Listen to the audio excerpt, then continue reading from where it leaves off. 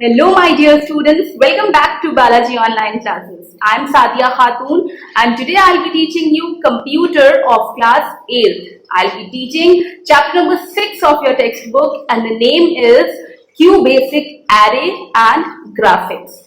ठीक, तो आपको ये जानना है क्यू बेसिक क्या है। Q basic is a programming language जो कि आप लोग पहले भी पढ़ चुके हैं। क्लास 6th एंड 7th में भी आप लोगों ने क्यू बेसिक की जो उसका उस प्रोग्रामिंग की जो बेसिक चीजें थी वो आप लोगों ने पढ़ी। उसके बाद आपने उसकी लूपिंग भी पढ़ी थी। अब इस क्लास में आप एरे के बारे में पढ़ेंगे। So what does this term array mean in computer science.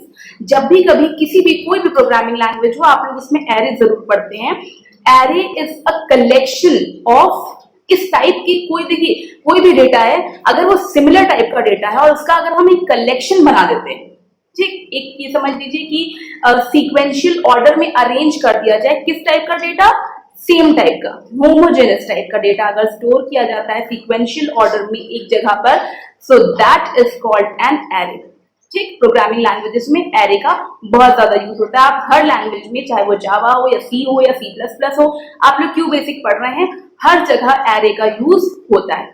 ठीक, तो ये एरे बनता कैसे है और उसको हम लोग इनिशियलाइज कैसे करते हैं। ठीक है, तो जब भी कभी आपको एक एरे बनाना होगा आपको उसका एक नाम सोचना पड़ेगा कि what name are you going to give to that array, और उसके बाद आप क्या करेंगे, DIM लिखते हैं, डिम, जिसका मतलब होता है डायमेंशन। आपको एरे का डायमेंशन बताना पड़ता है कि हम कितना लंबा या कितना उसकी जो स्टोरेज होगी, कितने एलिमेंट स्टोर हो सकते हैं, उसके डायमेंशंस आपको देने पड़ते हैं। ठीक है, तो आप लिखेंगे DIM डिम।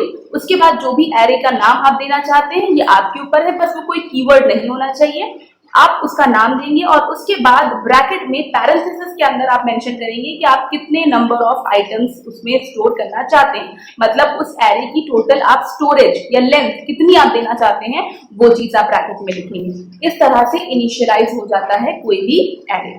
ठीक, एरे की अगर आपको कोई एक पर्टिकुलर इंडेक्स का आपको चाहिए कि इस नंबर पर, इस इंडेक्स पर क्या स्टोर्ड है, तो आप लोग क्या करेंगे, आप एरे लिखेंगे जो भी होगा, उसके बाद ब्रैकेट में आप वो नंबर देंगे, एलिमेंट उसका बताएंगे और उसके बाद इक्वल टू वो कौन सा वहां पर नंबर स्टोर है वो नंबर पता चल जाएगा। इस तरह से अब अगर आपको एरे आपने क्रिएट कर इनिशियलाइज कर दिया, अब आपको उसमें नंबर्स एंटर करवाने हैं।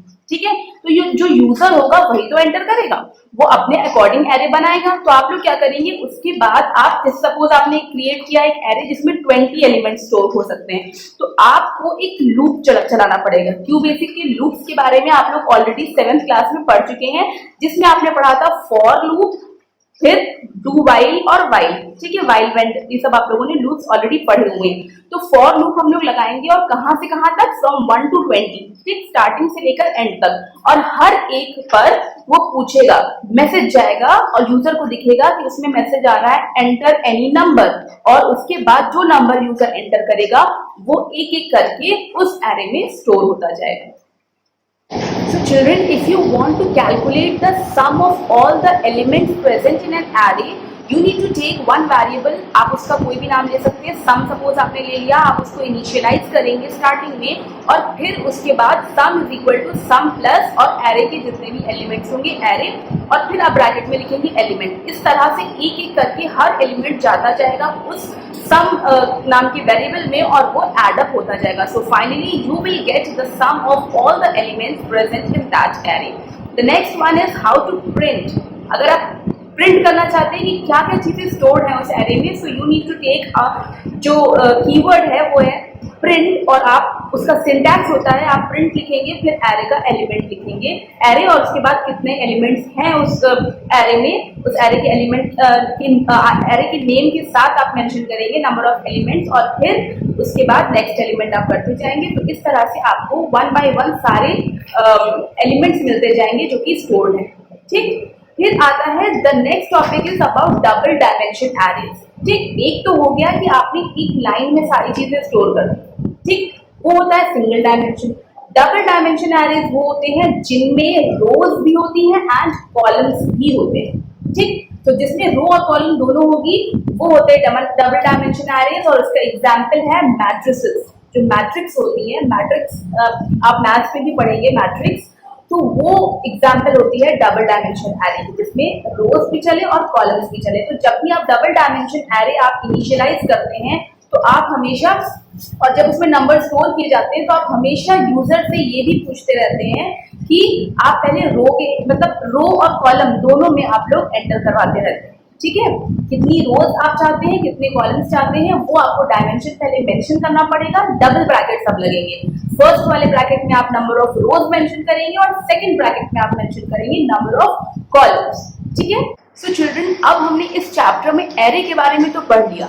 The next part of this chapter, जैसे आपने नाम सुना होगा ना, Q basic arrays and graphics, तो जो नेक्स्ट पोर्शन है चैप्टर का वो है ग्राफिक्स के बारे में। सो ग्राफिक्स की जब हम लोग स्टडी करते हैं तो उसमें कुछ टर्म्स हैं जो आपको पता होने चाहिए। The first term is pixels. Pixel क्या होता है कि अगर स्क्रीन आपने कोई लिया, उस पर जो एक पॉइंट होता है, सबसे छोटा एक स्मॉलेस्ट पॉइंट होता है, उस पॉइंट को हम लोग कहते हैं पिक्सल। ठीक है, उसके बाद आते हैं ग्राफिक कोऑर्डिनेट्स। कोऑर्डिनेट्स का मतलब होता है एक्स की तरफ से कितना और वाई की तरफ से कितना। आपने कोऑर्डिनेट्स वर्ड मैथ्स में भी पढ़ा है, जिसमें हम लोग कोऑर्डिनेट ज्योमेट्री की बात करते हैं और एक्स एक्सिस और वाई एक्सिस की बात करते हैं। तो सिमिलरली अगर आपको किसी भी चीज का, किसी भी पिक्चर इमेज है कोई, या फिर कुछ किसी एक पर्टिकुलर पिक्सल को ही आपको पिक्सल की वैल्यू बतानी है कि वो स्क्रीन पर कहाँ पर है, तो आप उसको एक्स और वाई कोऑर्डिनेट्स के टर्म्स में बताएंगे। The next one is the image. जब ग्राफिक्स का एक पूरा कलेक्शन आ जाता है, मेमोरी में वो स्टोर होता है, तो वो हम लोग इमेज के फॉर्म में देखते हैं। इमेज के बहुत सारे एक्सटेंशंस भी आपने सुने होंगे। .jpeg होता है, .png होता है, .jpg फाइल्स होती हैं। इस तरह से इमेज के अलग अलग एक्सटेंशंस होते हैं। ठीक है, और next is screen modes. Screen modes actually बहुत टाइप के होते हैं। ठीक है, स्क्रीन 1 से स्टार्ट करके स्क्रीन 13 तक की आपके पास टोटल स्क्रीन मोड्स हैं। और अगर आप कोई स्क्रीन मोड नहीं सेलेक्ट करते हैं तो वो बाय डिफॉल्ट स्क्रीन 0 सेलेक्ट हो जाता है। ठीक है, और अगर आप एक स्क्रीन का माने कि कितने उसकी क्या डायमेंशन होती है, स्क्रीन की बाय डिफॉल्ट डायमेंशन होती है 25 रोज और 80 कॉलम्स। ठीक, ये बाय डिफॉल्ट सेट होती है। The next one is statements, मतलब कमांड्स। कुछ कमांड्स हैं जो कि आप एंटर करेंगे और उसके बाद देखेंगे कि क्या क्या नया रेजोल्यूशन हमें देखने को मिलता है स्क्रीन में। तो द फर्स्ट वन इज, जो ग्राफिक स्टेटमेंट्स हैं, the first one is the screen statement. तो स्क्रीन स्टेटमेंट से हमको क्या मिलता है, स्क्रीन मोड सेट हो जाता है कि हमें किस टाइप का चाहिए स्क्रीन मोड। ठीक है, तो उसका सिंटैक्स दिया हुआ है, screen new image, in the bracket you have to write wide, फिर एम्परसेंड साइन। ये जो एंड का सिंबल होता है इसको हम लोग कंप्यूटर साइंस में बोलते हैं ampersand.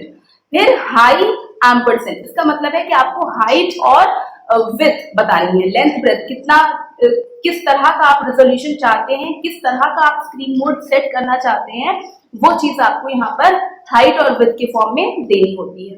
The next function is the new image function. ठीक, इसका सिंटैक्स क्या होता है और ये क्या करता है। The new image function prepares a window image surface and returns the handle value।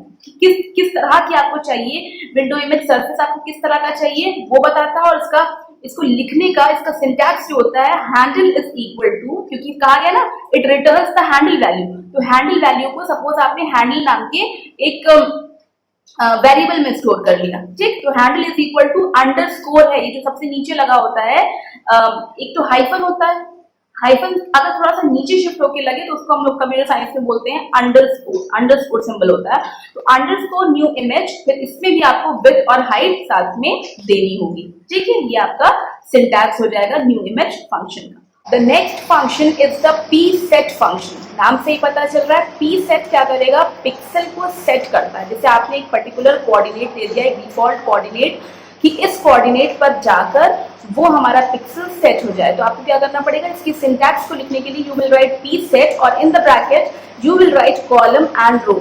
आप कोऑर्डिनेट लिखेंगे, कॉलम का क्या कोऑर्डिनेट होगा और रो का क्या कोऑर्डिनेट होगा वो आप मेंशन करेंगे, तब जाके ये रिटर्न करेगा। The next function is the point function. ठीक, ये क्या करता है, it returns the pixel colour attribute.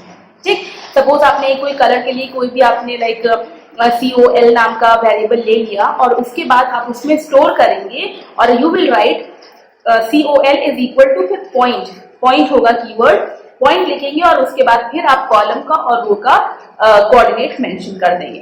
The next one is the line statement. अगर आपको लाइन ड्रॉ करनी है इमेज ग्राफिक्स में, अगर आपको लाइन ड्रॉ करनी होती है तो कहाँ से वो लाइन स्टार्ट हो रही है और वो कहाँ तक जाएगी, आपको स्टार्टिंग पॉइंट के भी पिक्सल बताने पड़ते हैं, उसके डायमेंशन कोऑर्डिनेट्स के फॉर्म में, और उसके बाद उसका एंडिंग पॉइंट जो होता है उसके भी कोऑर्डिनेट्स आपको बताने पड़ेंगे रो एंड कॉलम के फॉर्म में। So how are you going to write, आप लिखेंगे लाइन, LINE लाइन आप लिखेंगे, ये उसका कीवर्ड है।